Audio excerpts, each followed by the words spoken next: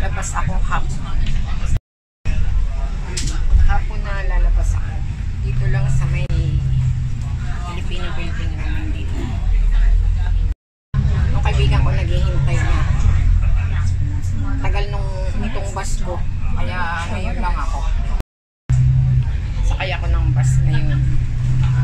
Dahil ma-statutory holiday. So, day off namin. Pero hindi ako lumabas kanina umaga. Ngayon lang.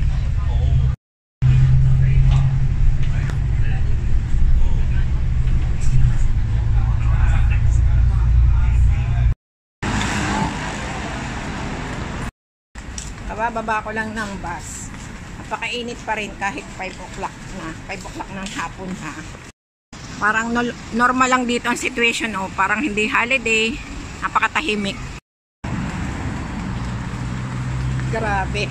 Mamadali akong maglakad na. Doon na si Mel. Ang tagal ko daw. Madaling-madali ako paglalakad. Oh. Diyos ko, ano ba yan? Red line pa. Ayan, red light pa. Paano ba ako makakabilis? Green na lakad na ulit. Kailangan magmadali. Sa McDo raw ako hinihintay. Ayan, lakad-lakad. Kukunti ang tao, napakatahimik dito sa daanan. Siguro mga nasa restaurant. Dito yung iba nagtatambay. Oh. Ang usapan naming dalawa doon sa Pinoy building. Pero ang tagal ko nga daw. Kaya doon na niya ako hihintayin sa McDonald's. Sabi ko pumasok siya para malamig. Dahil alam ko malayo pa ako. Matagal-tagal pa. Pero grabe, hingal-hingal ako paglalakad. Ang bilis ko kaya maglakad. Pagkababa ko, tumakbo-takbo na ako. Diyos ko, Mel. Mawa ka naman sa akin.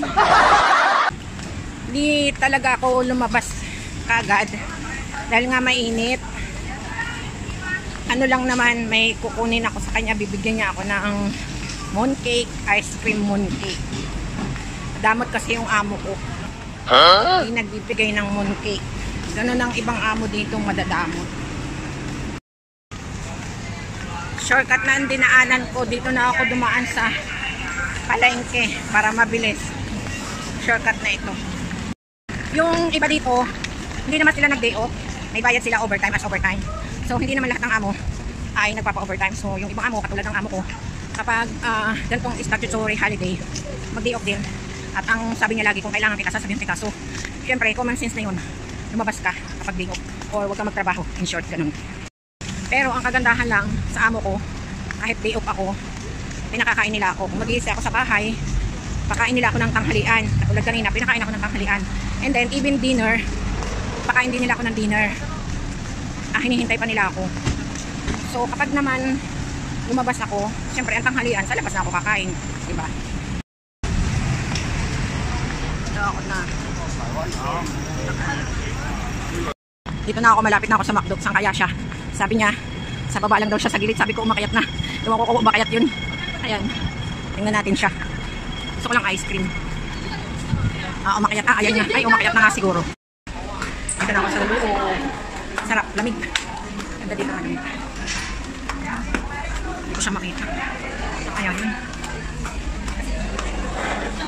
Mga kumakain.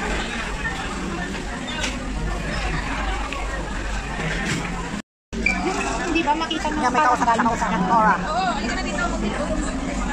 Dami mga kabayan dito sa McDo. Maarte pa sa kumain. Ayan yung burger. Ayan yung kumain. Ha? Kumain na lang kasi hindi naman tayo. Ice cream. Chocolate. Ano yan? Strawberry. Strawberry.